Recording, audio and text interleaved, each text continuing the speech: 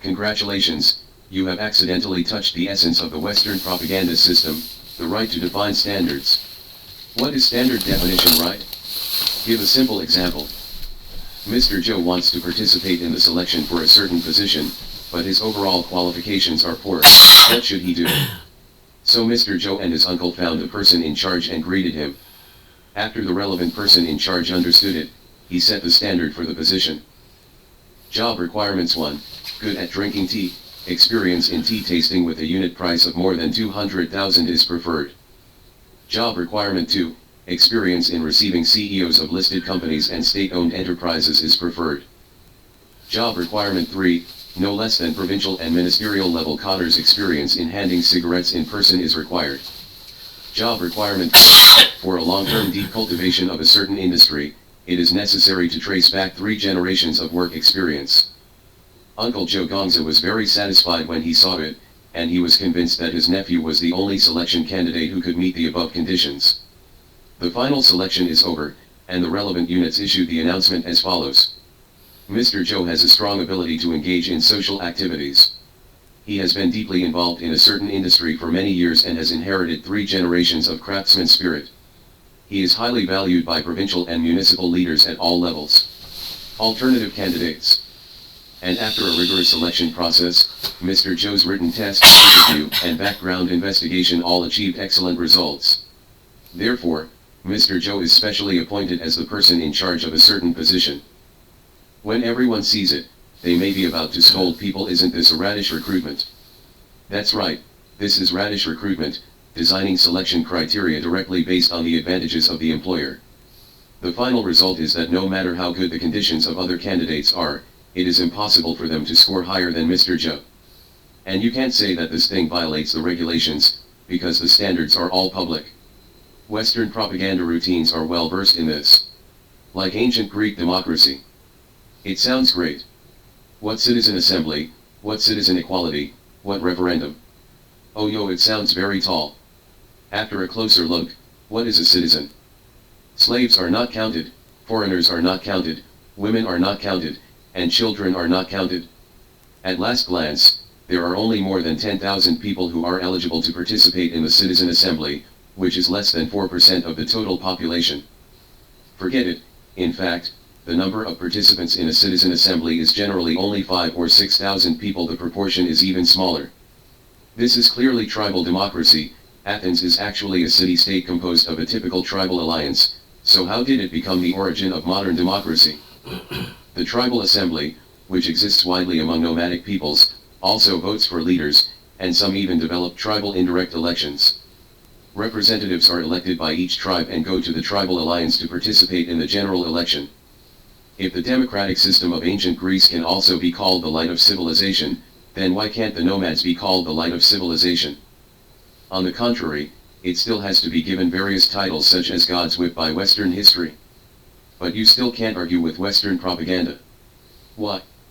Because for hundreds of years, countless scholars in the West have written countless books on politics and sociology around the democratic system of ancient Greece, and created various proper terms and theoretical systems. These theories and nouns are set according to the system of ancient Greece, especially Athens. How can you compare with others? For example, in the reform of Christeny, the original tribes were replaced by 10 new tribes, and then 50 members of each tribe were elected to form a meeting of 500 people.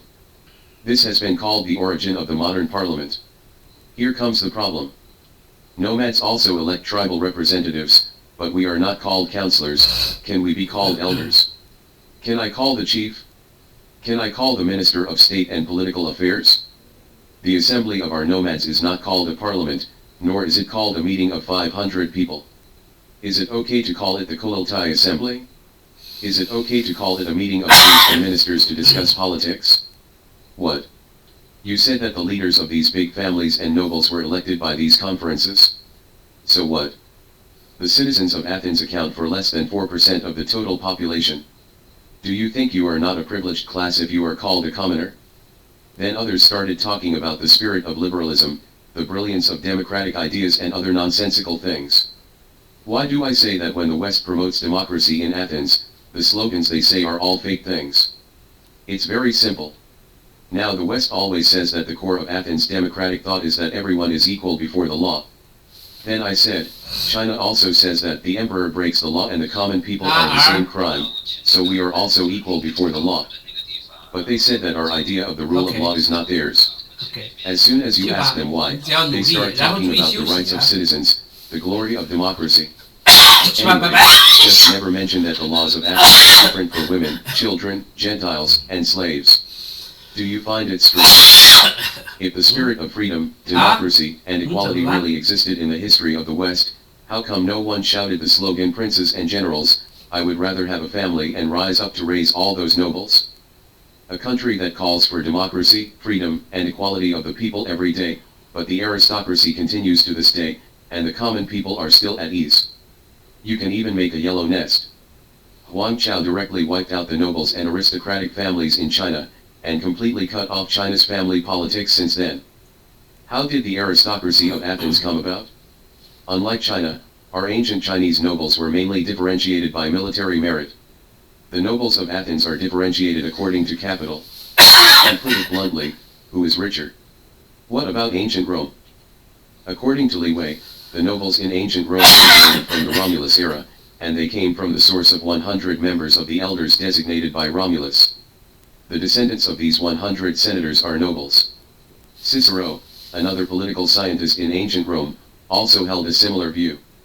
It is believed that the aristocratic status in ancient Rome depended on the qualifications of the elders and the inheritance of family glory. Dionysius, a late ancient Greek historian, even believed that.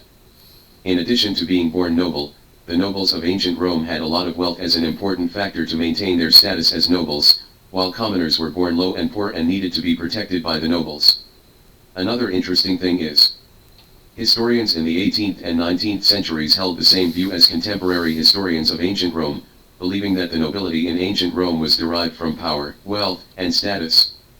For example, German archaeologist and historian Mommsen believed that the nobility in Rome originated from the blood of the earliest 300 clans in the Roman commune. Commoners are people who are attached to these big clans, or are excluded from these big clans. Another German historian, Barthold Georg Niebuhr, also believed that the earliest tribes and clans in ancient Rome were noble clans. But later, the Western historians began to gradually oppose this statement, and slowly it became that the common people in ancient Rome had the same ruling power. Therefore, everyone will find that Western propaganda is purely carrot recruitment, and you have no way to reason with their words. Just like the papyrus mentioned in the title.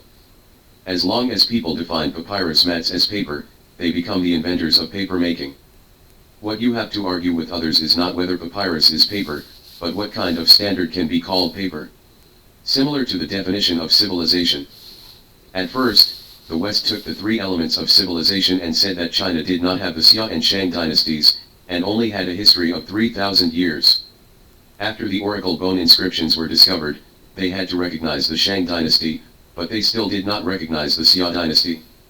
When more and more evidence of the Xia dynasty was found, especially when more and more characters were discovered, they began to redefine characters, saying that the characters of the Xia dynasty discovered now are not characters, but symbols. As for their crooked lines thousands of years ago, why they are called linear characters instead of symbols, you can't do anything about them anyway. At the end of the day, you will find that no matter how much evidence you find, people will just keep revising the standards anyway, so what you really want to grab is actually the right to define the standards. Similar questions can also be extended to science. In Western discourse, the definition of science has set a series of standards. In the end, all ancient civilizations in the world have no science, and only the West has science. When you ask him, why has the ancient Western civilization been beaten by the Eastern civilization for a long time? People start talking to you about induction and deduction, freedom of thought, and tradition of science. When you ask him, why did ancient Greece have such developed astronomy, counting the moon and the sun, but when it comes to astronomical observations, there are so few records? People start to talk to you about astronomical observations are just a summary of experience, not a scientific interpretation. You just refute others, there are no records of astronomical observations, so is science just imagined out of thin air? People start to talk to you about a free social environment and a good academic atmosphere. The slavery system in ancient my country is generally one person is a slave, and the generations are slaves. Slaves are accessories of nobles who have no sense of autonomy and self. But taking Athens as an example, in the slavery practiced by ancient Greece, slaves were often served by poor free people. These slave groups composed of a large number of free people. Apart from being unable to participate in the decision-making of the superstructure, they have the freedom to participate in labor in various industries such as agriculture, handicrafts, and industry and commerce. This allows them to have their own freedom and the ability and desire to explore other things in their leisure life after work. The special slavery in ancient Greece provided an important soil for the free development of scientific thought in ancient Greece. Excerpted from a theology of a doctoral student. Even more funny is the field of ancient architecture. Some people look down on ancient Chinese architecture and often say, there is no mechanics and mathematics in ancient Chinese architecture, because there is no mechanics and mathematics in ancient China. These people really don't know what they are thinking every day. Daogong and beam structures transcend the laws of physics, and they can be built without mechanics and mathematics, right? These people also said that the Western arch structure and dome structure have mechanics and mathematics. Then you show them the photos of arches and vaulted tombs of the Han Dynasty, and they say that arches buried in the ground do not need mechanics, because they can rely on the lateral thrust of the earth. Then you tell them that the arched buildings in the West, with thick walls of several meters, are actually used to offset the lateral thrust. So they began to say that without mathematical axioms and scientific deduction, it can only be regarded as empiricism. In short, no matter what you say, no matter how much evidence you bring out, they can return you to the Western discourse system. Anyway, it is a flexible double standard. As long as it is Western, both good and bad are scientific. As long as it is not Western, both good and bad are unscientific. As for why the ancient Greeks were so great 2,000 or 3,000 years ago, they would rather sacrifice their productivity and be beaten by other civilizations in turn, and finally be destroyed to study science for human beings 2,000 or 3,000 years later. I can only call it a kind of fearless spirit of ancient humans. In short, for some people, it doesn't matter how things are.